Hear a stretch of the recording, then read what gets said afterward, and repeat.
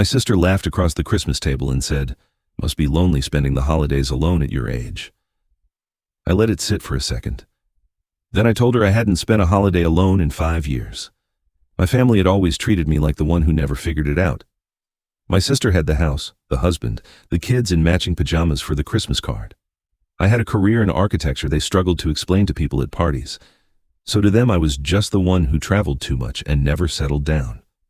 I designed public spaces, parks, libraries, civic buildings. The problem was never that they didn't understand my work. They just didn't know how to be proud of something they couldn't summarize. Every Christmas was the same.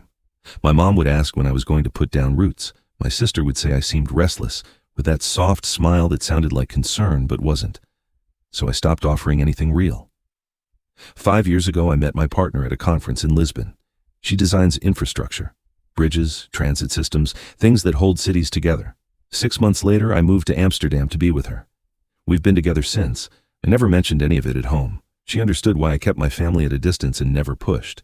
But I still felt it every December when I'd sit down at that table where nothing on the wall suggested I had a life worth showing. On Christmas Eve, my dad called. My mom hadn't been feeling well. My partner was with her family in Portugal, so I flew back alone. My sister started before we'd even sat down. She leaned back in her chair and said it the way you say something you've been saving. "Must be lonely spending the holidays alone at your age." I put my glass down. I looked at her and said, "I haven't spent a holiday alone in 5 years." The table went quiet. My sister blinked, then let out that short laugh people make when they don't know what to say. "What does that mean?" she said. I took out my phone and slid it across the table. My partner and me in Lisbon, at a job site in Rotterdam, at her sister's wedding in Porto. My sister picked up the phone and didn't say anything for a moment. Then she said, "Why wouldn't you tell us?" I said, "Because every time I tried to share something, it got a polite nod and we moved on. And when I found someone worth protecting, I wasn't going to hand her to people who'd turn her into a footnote."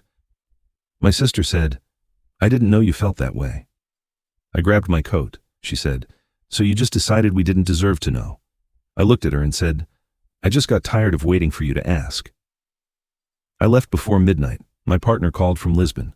I told her I'd finally said it. She was quiet for a second and then said, "Good." A few months later, my parents came to Amsterdam. My mom met my partner and said quietly, "She's really good for you." My sister called too. She said she hadn't realized how one-sided things had been. I believed her. That was the hard part. When something goes on long enough, it stops feeling like a choice. I'd spent years making myself smaller so that people who weren't paying attention wouldn't get the chance to get it wrong. That ended at my mother's Christmas table.